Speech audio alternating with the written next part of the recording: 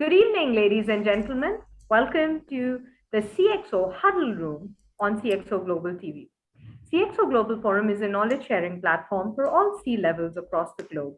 We take massive pride in contributing to the knowledge economy with our league of extraordinary ladies and gentlemen who are not only domain experts but key thought leaders who've made a significant mark in the industries that they're working in.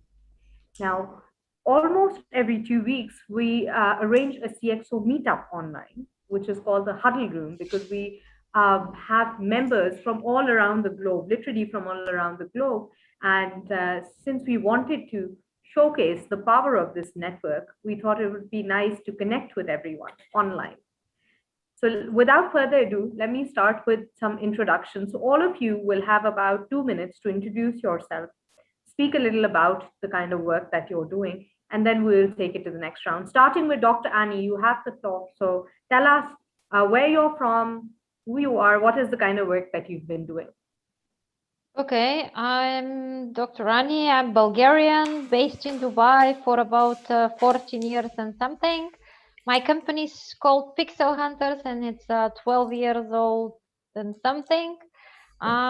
We specialize in animation, 3D animation, 2D animation, game design, game development, and a lot of gamification, AR, VR, platform based on AR, VR, sensors, a lot of marketing and media consultancy, and we have a game-based platform for multiplayer learning. So yeah, otherwise I'm quantum physicist. Right, quantum physicist. So yes, I would like to add, so one interesting thing about you, Dr. Annie, that people don't know professionally. Yeah, this is in the networking field here. It's always like a kind of a, can somebody guess what's the Dr. Rani PhD? And there is like like a joke and game going on. What's my PhD? And many people, since they cannot guess, they're losing. So it's kind of a fun into the real networking, which we all miss. Like the live Right. meeting. So your PhD is in quantum physics, right? Yeah. Interesting. Interesting. Very Right. interesting. I mean, how can you relate your quantum physics with the AI technology? That's a really interesting thing for me. Absolutely. They're We'll very speak different about. topics. Yeah, absolutely. I guess a lot of us have this whole scenario where because I interview a lot of C levels, and most of the people, they've studied something else, but they end up doing something completely different. And I think right now more than ever we've realized this, and a lot of people are multi-skilled. And let's talk about this a little more. But let's go to our friend from Turkey, Alper. Hello, this is Alper Berber from Turkey, Istanbul. I'm a gamification designer and a gamification trainer. I work for Brand New Game Turkey. Brand New Game is a Holland-based gamification series game company. I am also graduated from Gamification Academy as gamification master, so we can do gamification business in Turkey. And actually, we also, me and my friends work so much for spreading the awareness of gamification in Turkey with gamification in Turkey with the nonprofit organization Gamification Turkey. Maybe you heard it. We did some summits, international summits. I make gamification designs and I give gamification trainings. And I studied economics in university, and I worked nearly 10 years as an accountant and finance specialist. So I ended up making gamification designs after starting a finance person.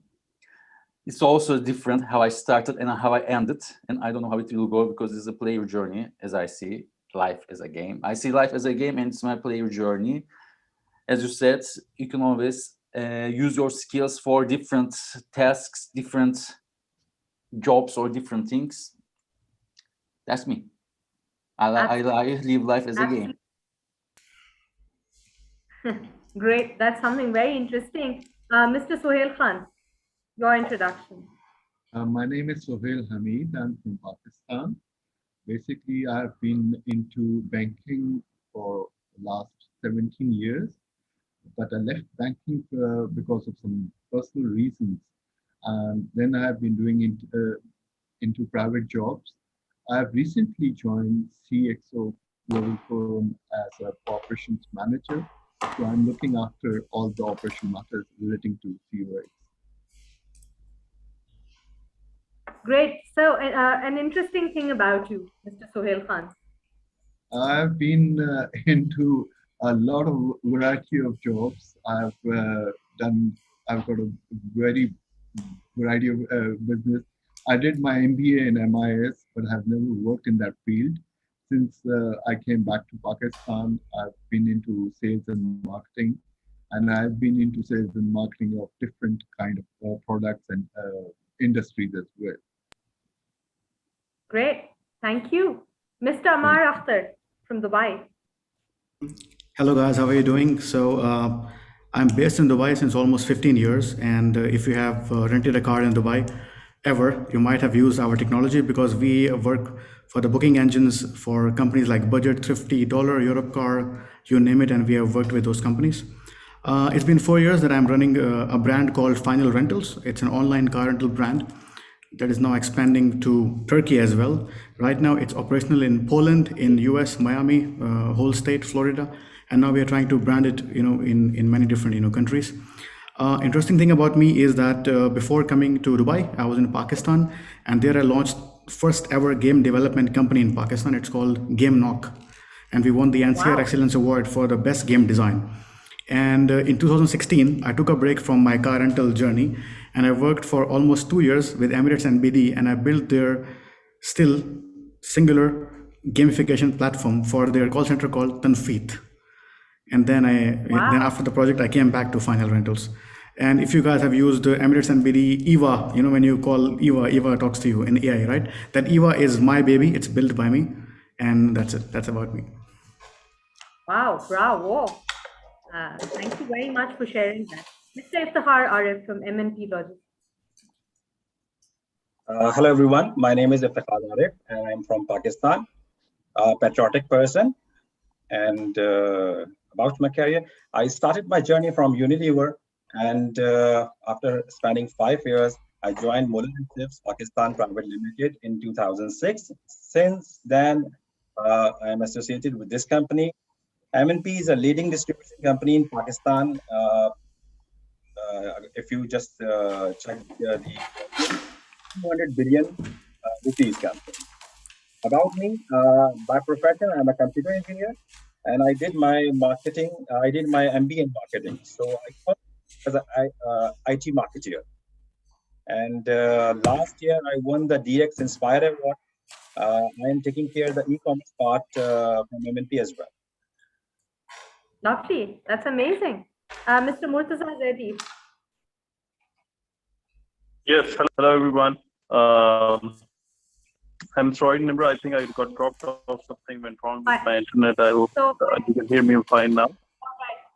I'm just going to stop you there for 1 second. My name is not Nimra.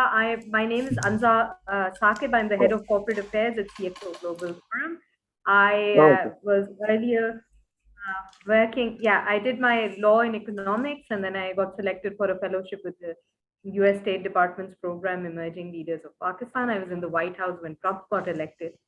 Came back to Pakistan. I've been advising a lot of public and private entities on narrative building. That's my expertise, CV and narrative building. I was earlier working in the education sector as well with Roots Millennium Schools, so nationwide.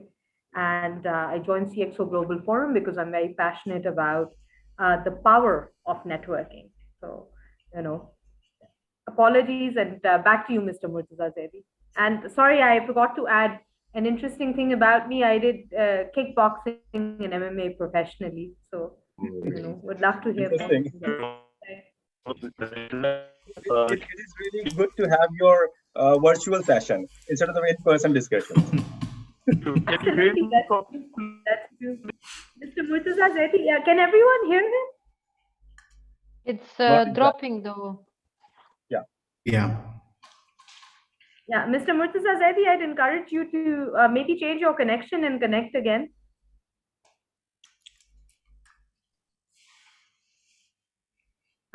We can't hear him, but we'll get back to that. So it's very interesting. I wanted to keep this very informal. So if you guys have seen, I've interviewed most of you, and if you've seen, generally we keep the topics very serious and focused.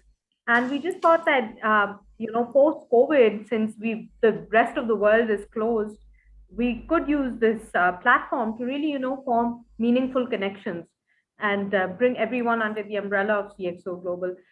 It's a Sahar, you had a comment earlier about Dr. Annie's PhD. Yeah, I just, it's really, good to know Sahar? that Yeah. someone is doing the quantum physics, because during my bachelor's, I've read some thing about the quantum physics, I but think it's there's a really good bit of a that connection quantum physics lag. you can relate with the AI as well. So, Annie, could you please tell us about your journey? How can you relate your quantum physics with your existing assignments, as you are into the gamification as well? Well, quantum physics is something completely different because it's something that you don't even see. This is in a very, very, very nano level, not even micro level. It's on a nano level. I personally don't know how I can connect AI with quantum physics because they're related with atoms, circulations, how you find atoms, how you determine wavelength, frequencies, and etc. So they're not that much into AI. But people evolve with time, and nowadays we need to learn. You see, Alper, he has 100 diplomas. I am in a second PhD. I am about to finish a second PhD in education, and I have more than 300 diplomas from all the different educational platforms.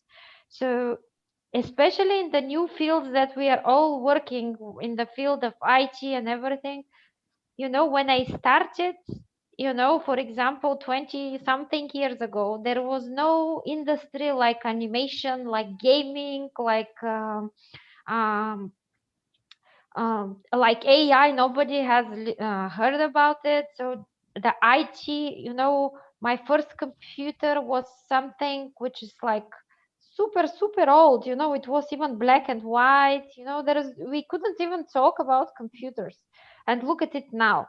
So it's so dynamic, the world of today, that we need to constantly upgrade ourselves and increase our qualification, because we don't know how our lives will bring us. But there is a lot of connectivity. For example, if you are a gamer and if you understand human behavior, you can become a gamification designer, and you can be better gamification designer than somebody who studied this one but he never played a game in his life.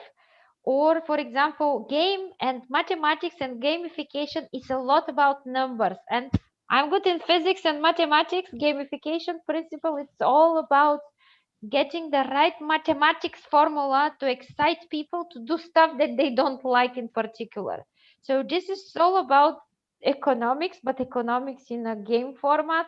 It's all about mathematics, how to put the right formulas to empower something that is not game like into something which is more exciting. So there is an interconnection with everything, and in the world of today we need to have wide spectrum of knowledge. It is just a necessity. It's not like before, because we live in a global world and all the sectors, they kind of correlate today. So we cannot make a, you cannot have a sale without having an IT infrastructure. You cannot have a marketing without having a digital media into them.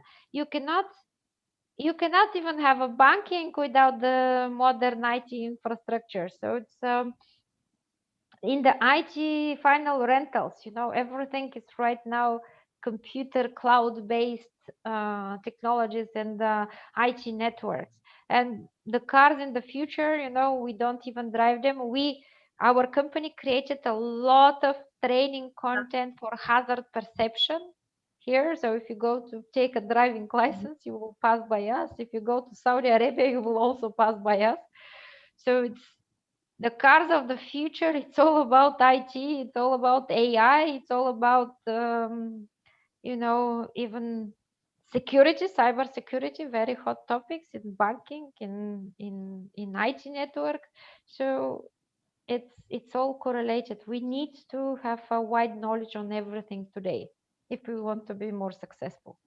Absolutely, and you made some very valid points. And Dr. Annie, you did mention that with regards to games and programming in general, one needs to have two skills: logic and math. I do agree, but when you're coming to gamification and gaming principles in particular, I'm sure Alper will agree with me. There's also a lot of element of studying human behavior and human patterns and what motivates someone and what doesn't. Alper, what's your take on it?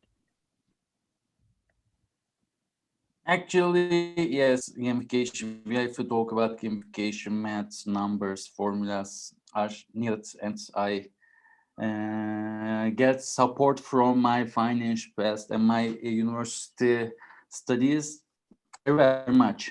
But in if you come to gamification, it's, as you say, making a behavior change. For example, what's behavior change? If you drink Coca-Cola at the dinner, we try to change it to drinking water. Or if you smoke, we try to change it to chewing gum. It's a behavior change. And if you inspect yourself, you will see a lot of reasons why you make a behavior. For example, drinking a coffee. There are a lot of reasons why you are drinking coffee. Maybe you like the taste of it. Maybe you need to be more focused on something. Or maybe, like me, don't want to smoke and make a substitute, something like coffee or tea. There are a lot of reasons. And you want to make the people's behavior change like that. And before making a gamification design, you set a goal, a smart goal, a concrete goal. And there are some behaviors that the target audience should make to reach that goal. You also determine the behaviors, and then you ask, how can people make those behaviors? And then you focus on, is the target audience is motivated to do those behaviors, or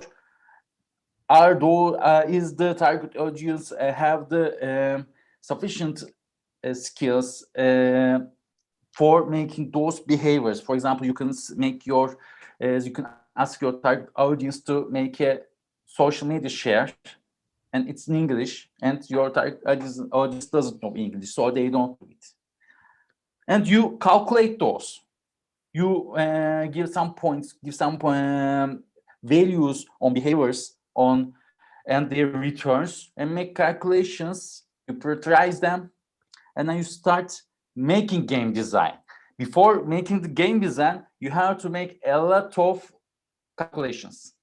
You have to use a lot of maths and also economics to calculate the returns, and then you start making gamification. And that's why, as you can, they are interdisciplinary, and you have to use all of them, whatever you know. Right, absolutely. Thank you, Alper. Mr. Amar Akhtar, what's your take on the whole situation? The things that Dr. Annie said made a lot of sense, and we do agree that everyone needs to be updated with IT. But what about those people who, like bankers or marketing professionals, so on and so forth? I mean, they've invested decades in the fields that they're working in. So are they going to be made redundant? And what's your advice for them? Well, the thing is, it's a very, very relevant question, because if you look at industry like car rentals, for example, it's almost more than 100 years old, and a lot of people think that it's all digital, and because they see Avis, Budget Thrifty, they see all the top brands, right? But below the top brands, if you look at the tier 2 or tier 3 brands, you will realize that 90% of this industry is still very traditional. They like bookings on call. They want to do this thing on call. They want to see face to face a person who wants to have the car. But the truth is that we are already talking about connected cars, right? So Tesla is saying that after 5 years, they will think of not selling a car, but giving you the car on subscription. So you have this car and you can always give it back. So there's no ownership, of cars. So how my father used to think about a car was, it's an asset. It's like a step in the life. I own a car, right? But today's millennials think of cars as something that has to be used, and then that's it. Give it away, give it back. So the behavior is changing, right? So we need a lot of change in the industry, especially when you see the COVID-19 situation, right? A lot of locations were closed, and The cars, they have to be delivered, like Uberized, you Uberize the car rental industry. But the truth is, so many companies, they still don't have this delivery mechanism. I'm talking about the car rental companies, and they started changing. So COVID has kickstarted some kind of, let's say, mindset, shift. And now so many car rental companies, they come to us and they say, I want to be online, I want to be digital, I want to give you my fleet, please put it online, people can book. It's okay, I'm okay if they send the license by WhatsApp or by email, it's fine, they don't have to come to my branch, I will give the car to them.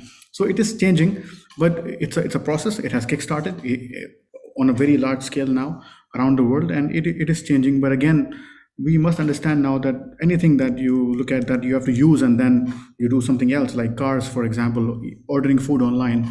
Now it's all online, and we should not even just say online. It's a part of our life now. I mean, why do I even have to say digital transformation? It should have always been there. We use computers, everybody has computers now, right? So why even saying digital transformation? We have been digital since many years, but just that we haven't really adapted to it, or haven't really accepted it, that it is the reality. So thanks to COVID, somewhat it has kickstarted it, and now I think the mindset is changing throughout, across the board. Absolutely. Mr. Sohail Khan, you've had a lot of experience in advertising as well. You seen that consumers, their behaviors have shifted. And have you seen that we see a lot of commercials and, Facebook advertising as well, where they're like, okay, so click, like, share, and you get an award, or try and invite as many people. The kind of engagement has changed. What is your take on media and advertising these days? Yeah, definitely, because of IT, which has come up and has become a daily household use for everybody. So the reach of the messages which you want to target your customers have broadened the base. So obviously now you have more mediums to disseminate your information to different kind of people as well. And right. Hopefully, and I'm sure it's much cheaper method to do that as well. Oh no, it's not cheaper. I don't agree. Not I you don't. see, I no, I'm don't sure. agree. It's Actually, true. right now it's more expensive because we rely on platforms, big platforms, to distribute our message outside. If you have a company and if you have tried your own brand, for example, I will tell you an example. If I don't pay advertising on our channel and I have 2,000 plus friends, do you know how many people see my post?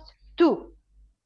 True. It is not because I don't have people in the channel. It's not because my posts are bad. It's because of algorithms that are made to filter posts. And if you're a company, your penetration on posts is like 100 times lower than your penetration on post as a physical person. That's true.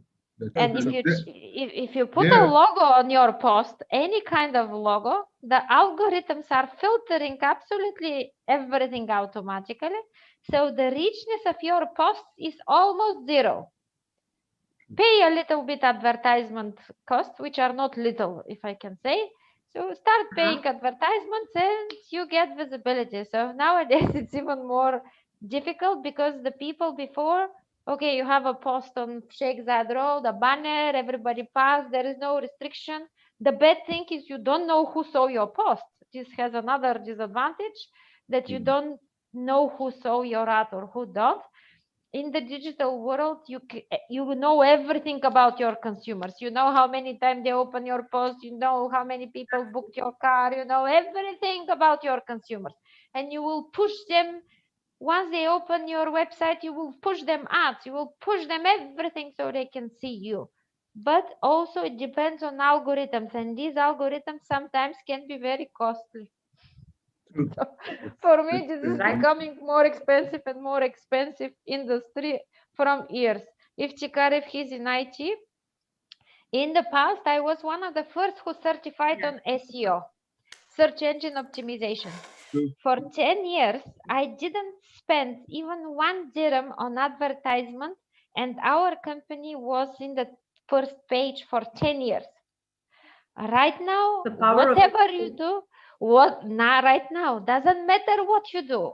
All the techniques of search engine optimization, everything you do, it doesn't work. It doesn't work. True. I do agree with you, Annie, because I'm taking care of the e-commerce part from MNP end. And I've seen significant changes during the last 6-7 months that people have been changed. The search engine optimization has increased a significant value.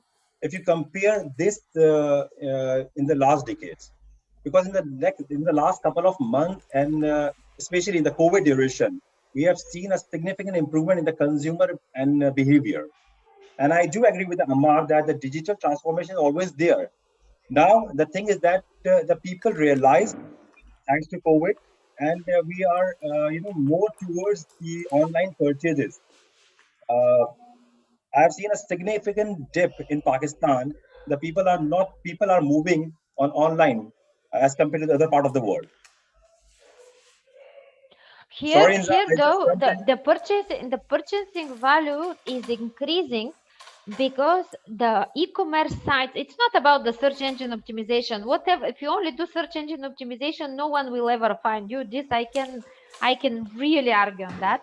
But what changed, and if you're clever on the e-commerce site, the most important there is the targeting way, how you target your people, because all these cookies, all these kind of things are there, so you can track every single click, and then the marketing strategies are important. Oh, this person click on my car rental site. Okay, so my Facebook will be inundated with my advertisements further. Not only that, what I open the Google Maps and I can see my website broadcasted as an advertisement. And if this is done properly, it's all in the head. Alper will confirm it. It's all about repetition. I've never bought anything online because I saw it once. I've seen it hundreds of times because I need to make my mind towards this project. So I need to see it everywhere. And not only that, the affiliated marketing. People make money because they make you 1, 2, 3 about your brand and what is the best car rental platform. You get affiliated marketing, they get share from yourself, and you have your product sold. So it's nowadays the marketing is like, it has AI, it has everything, and it's so much complex, but they all are trying to make your mind for a purchase or for do a behavior change. But on the other hand, you have to increase the top of the mind awareness as well, because it's all about the brand value as well. This is what I said. You can't push or bombardment all the brands on the Facebook. You are absolutely right. We have to set the correct algo to push your brand, to create the awareness. You guess it, but yes, absolutely. This is what Suhail Khan has something to say. Yeah, yes, sir. I will agree with you about the consumer behavior has changed, because recently in COVID, I was engaged in a buying and selling of heavy machinery from US and Canada only.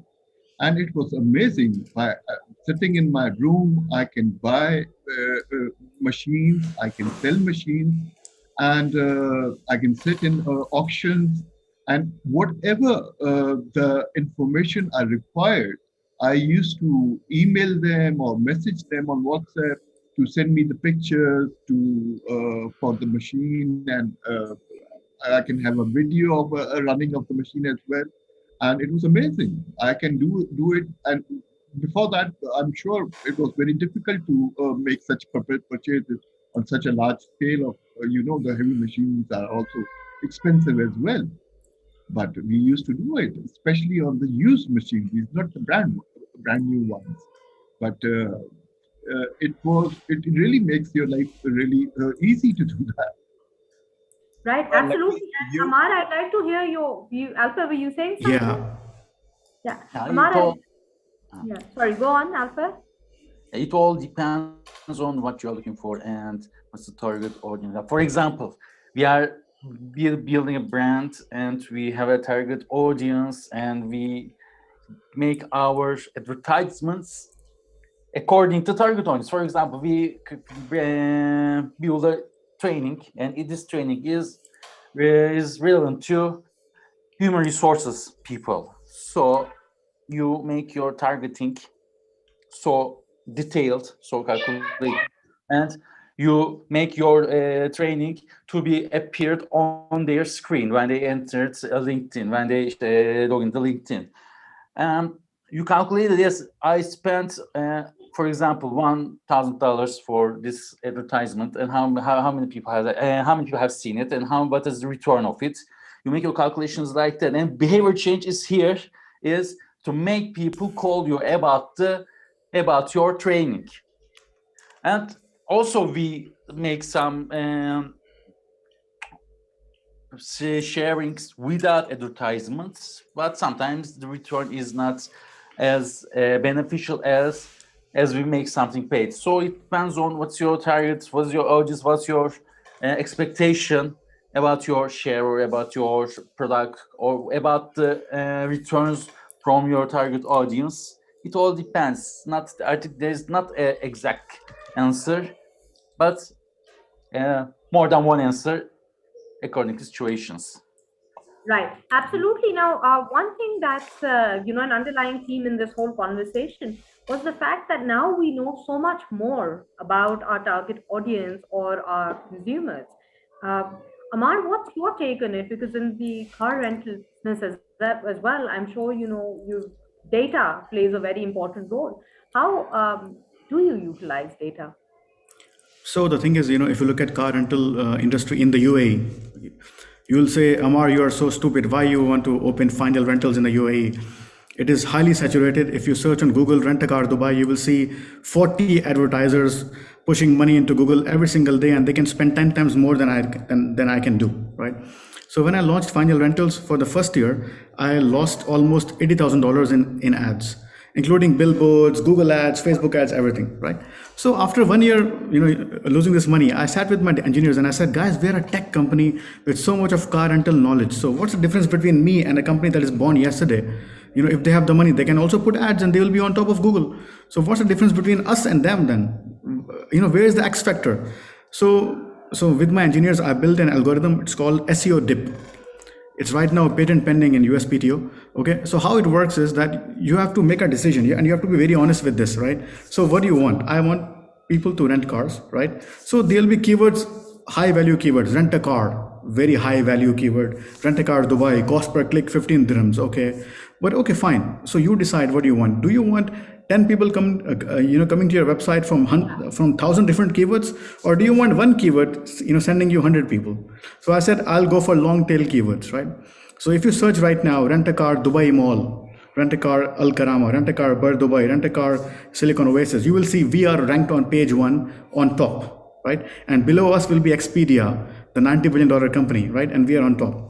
So how does it work is you can target long tail keywords, right? And you say, what, these long tail keywords, I can be ranked page 1 on Google, SEO, organic traffic, and I will get 2,000 people to my website with these organic avenues. In the last 3 years, Enza, we have not spent a single dollar on ads. Not spent a single dollar on ads. You will never see my ads anywhere ever on Dr. Facebook, anywhere. Okay, and organic. Yeah, and organic sales, 100% organic. Wow. We don't spend a single dollar on ads, okay? And 2019 October, Google Singapore invited me to spend a day at Google in Singapore headquarters. They wanted to know how the hell I have done this, right? So they wanted to know some secret behind this, and I didn't give them a lot, but the idea here is that Dr. Annie is right. A lot of people say SEO is dead. If you search on Google SEO is dead, you will find 1,000 websites saying that. But it's about targeting where you see now this is like almost like a blue ocean. Find your blue ocean. So you find your blue ocean in terms of keywords. It's a different thing. So the organic, even for example on the organic, because I do the same. This is a Google part of Google certification program, which I also have. So when you target long-term keywords, the competition decreases and your target customers are actually becoming more targeted. So you narrow down. The problem here in the UAE, we are very lucky because UAE is very small. as a country. So wherever you target longer keywords, the number of people who are searching for you will decrease, but the people who are searching more long keywords are actually more willing to become your customer. That's right. In the UAE, it is a little bit easier than the United States because the UAE is a smaller target market. There less people are, the volume of searches is less. In countries that are smaller and the people are less, it is much easier to target long keywords. If you try, for example, long keywords on YouTube, because I can prove it to you, the same keywords that are like 5, 10, 11 long keywords, which becomes impossible for some people to match the same, you will see that you will get on some long keywords. On Google, you can get, for example, 100 searches. In YouTube, you will find 3 million searches for the same. So this is very, very difficult. So it's always, before I didn't pay any dirham for search engine optimization.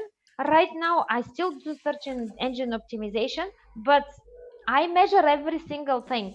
The Google advertisements work better. Why? Because even if you put a longer keywords, it's always good to be first, because you have now much limited spots on Google. Before you had like 2 ads and everything else you could have been filled by companies. Right now we have 2 ads on the top, 4 ads on the top, 4 ads at the bottom. Actually, 4 ads on the top, 4 ads on the bottom. Some paid ads on the Google Shopping. So we have 2 or 3 spots.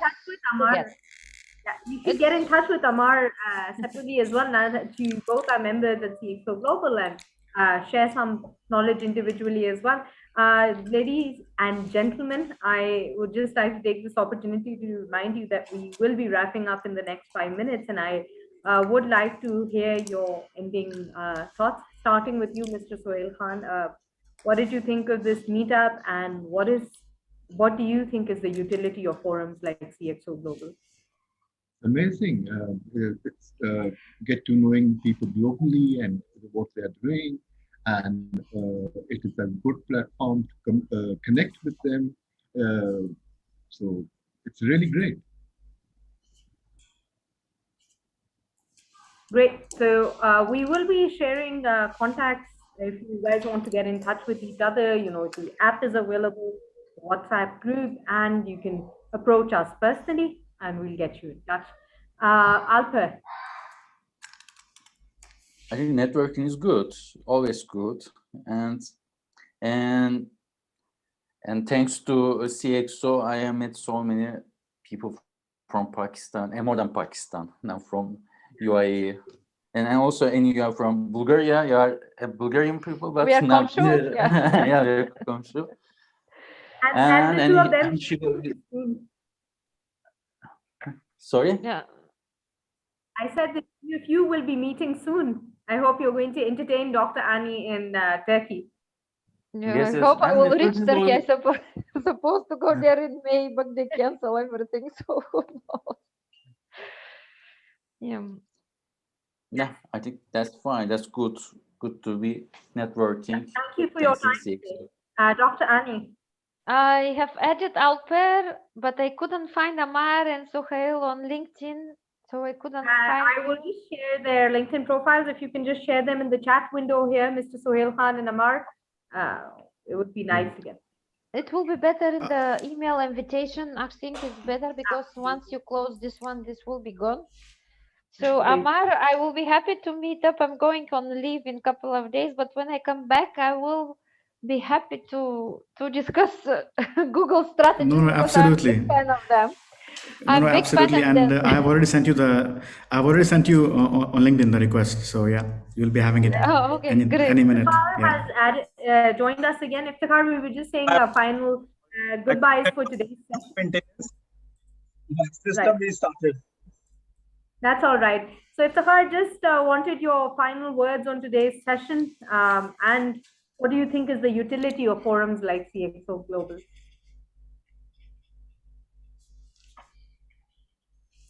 Sorry, I missed your point. Could you please repeat again? I said we would like to hear your final thoughts about today's session, and what do you think is the utility of forums like CxO Global? Honestly, I was expecting a very informal session, and that was too. And glad to meet you guys. And I think I wish that we can meet in person or LinkedIn or any other media to share our knowledge with each other. Right. Stay in touch, everyone. And if the I just Annie's LinkedIn invitation. Thank you, Annie. I sent you. Great. So we're forming more connections already. Mr. Amar Akhtar, the floor is yours. Yeah, it has been a lovely session, and otherwise I wouldn't come to know people like Dr. Annie, for example, and even Alper. So yeah, it's a cross-border consortium, I should say, and it's a pleasure. Really, we should be connected more often. Thank you so much, everyone, for watching.